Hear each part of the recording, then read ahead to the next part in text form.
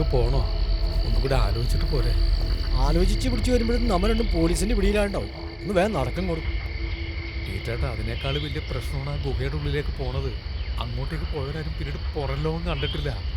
നീ ഒന്ന് പേടിക്കായിരുന്നു, ഞാൻ കൂടെ ഇല്ലേ?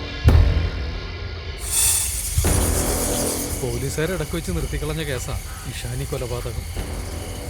ആ പെണ്ണിനെ ആരോ തല്ലിക്കൊന്ന് അവിടെ കൊണ്ടുവന്ന് വെച്ചെന്നൊക്കെയാ പറയണത്.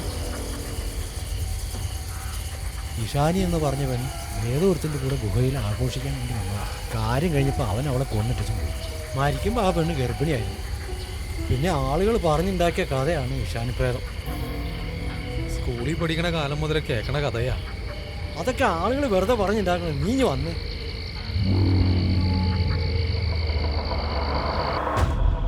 ഇയാള് കൂടുതൽ സംസാരിക്കണമെന്നില്ല. ഞാൻ പറഞ്ഞല്ലോ, ആ ഗുഹ ഭയങ്കര നെഗറ്റീവാണ്. അവിടെ എന്തൊക്കെയോ പ്രശ്നങ്ങളുണ്ട്. നമ്മളവിടെ ഷൂട്ട് തുടങ്ങിയ ശേഷം ആകെ കഷ്ടാലമാണ്. എന്റെ ഭാര്യ ബാത്റൂമിൽ തലയിടിച്ചു വീണു. കിച്ചണിലിരുന്ന സിലിണ്ടർ നിന്ന് കത്തണം. ഞങ്ങളുടെ വണ്ടി ആക്സിഡന്റ് ആയി. എന്തിനധികം പറയണത്? തിന്നാനോ കുടിക്കാനോ എന്തെങ്കിലും എടുത്താ അതിൽ മുഴുവൻ മുടിയ കഷ്ടകാലമാണ്. അല്ലാണ്ട് എന്താ സാറേ, ഞാനൊന്ന് പറയണത് കേക്ക്. സാറേ, നമ്മളിപ്പോൾ ഷൂട്ട് ചെയ്ത ഇഷാനി കൊലപാതകവും അതിൻ്റെ നെഗറ്റീവ് സ്റ്റോറിയെല്ലാം നടന്ന സംഭവമാണ് സാറേ. അതാ ഗുഹയ്ക്കുള്ളിൽ തന്നെ വെച്ച് ഷൂട്ട് ചെയ്യാന്നുണ്ടെങ്കിൽ നമ്മുടെ പടം പുറത്തിറങ്ങാൻ നേരത്ത് വൻ ഹിറ്റായിരിക്കും. കേരളത്തിലുള്ള എല്ലാ പ്രേക്ഷകർക്കും ആ കഥ അറിയാം. അതുകൊണ്ടാണ് ഞാനീ പറയണത്. മൂക്കി പഞ്ഞു വെച്ച് കിടന്നിട്ട് ഹിറ്റ് ഉണ്ടാക്കിയിട്ട് എന്താ കാര്യം? അതിന്റെ ബാക്കി ഭാഗം വേറെ എവിടെ വേണമെങ്കിലും പോയി ഷൂട്ട് ചെയ്യാൻ ഞാൻ തയ്യാറാണ്. അതല്ല, തനിക്ക് ഇനി ഇത് അവിടെ തന്നെ ഷൂട്ട് ചെയ്യണമെന്ന് നിർബന്ധമാണെങ്കിൽ താൻ വേറെ പ്രൊഡ്യൂസർ ചോദിക്കും. എന്റെ കാശ് പോയതങ്ങോട്ട് പോട്ടെ. സാറേ, ഇത് ഞാൻ ആദ്യമായിട്ട് ഡയറക്റ്റ് ചെയ്യണ മൂവിയാണ്. അതിങ്ങനെ ഹലോ ഹലോ ഇയാളുടെ ഒരു ഗ്യാസ് കുറ്റി പെണ്ണുപിള്ളേം.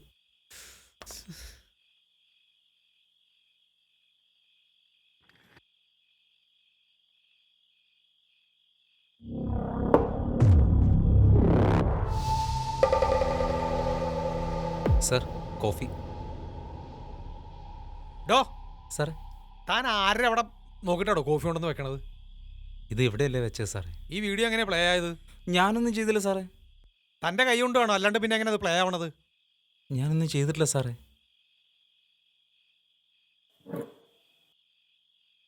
ഇത് എന്താടോ ഇതിൽ കിടക്കണത്? അയ്യോ, മുടിയല്ലേ സാർ. ഇതെങ്ങനെ ഇതിനകത്ത് വന്നു? ഞാൻ കൊണ്ടേ ഇട്ടത്. ഞാൻ വേറെ കോഫി കൊണ്ടുവരാം സാർ. പിന്നെ എനിക്കിനി ഇപ്പൊ കോഫി വേണമെന്നില്ല. ശരി, കുറച്ച് കഴിഞ്ഞിട്ട് മതി. ശരി സാർ. താൻ വേണം പോയി കിടന്ന് ഉറങ്ങിക്കോ. ആ. പിന്നെ ഞാനെങ്ങനെ ഉറങ്ങണ ഇങ്ങനെ തട്ടി വിളിക്കാൻ നിൽക്കണ്ട. ആ കോഫിയോടെ വെച്ചിട്ട് പോയിക്കോ. ശരി സാർ.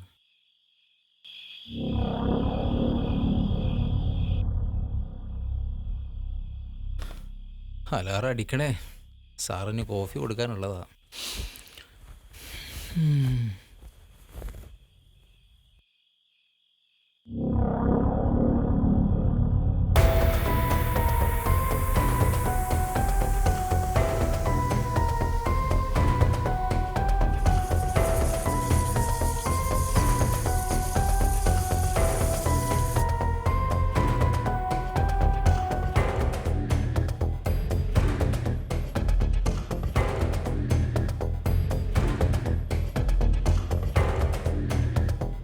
സാറേ, എന്താടോ നമ്മള് ഗുഹയുടെ പുറത്തുള്ള സീനല്ലേ സാറേ ഷൂട്ട് ചെയ്തുള്ളൂ.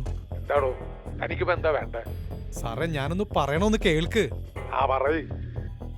സാറേ, ഗുഹയുടെ ഫ്രണ്ടിലേക്ക് ഞങ്ങൾ വന്നു നിൽക്കുന്ന സീൻ ഞാനിപ്പോ ഇവിടെ കണ്ടുകൊണ്ടിരിക്കുക സാറേ. താൻ കാണും. തന്റെ സിനിമ താൻ മനസ്സിലിട്ട് കൊണ്ടു നടക്കുകയല്ലേ. താൻ എവിടെ നോക്കിയാലും അത് കാണും. ഞാൻ വെച്ചിട്ട് പോടോ, എനിക്ക് വേറെ പണിയുണ്ട്.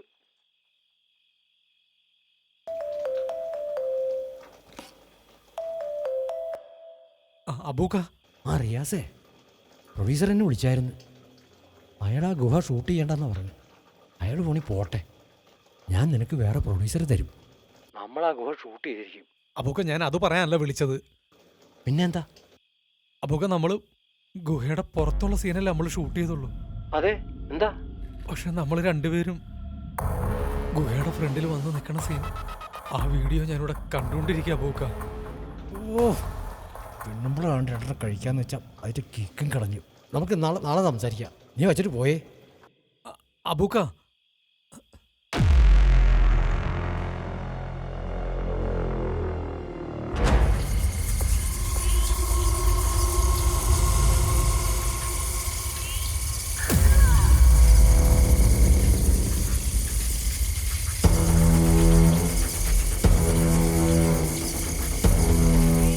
വെച്ചാണല്ലേ ഇഷാനിയുടെ ശവശരീരം കണ്ടെത്തിയത്.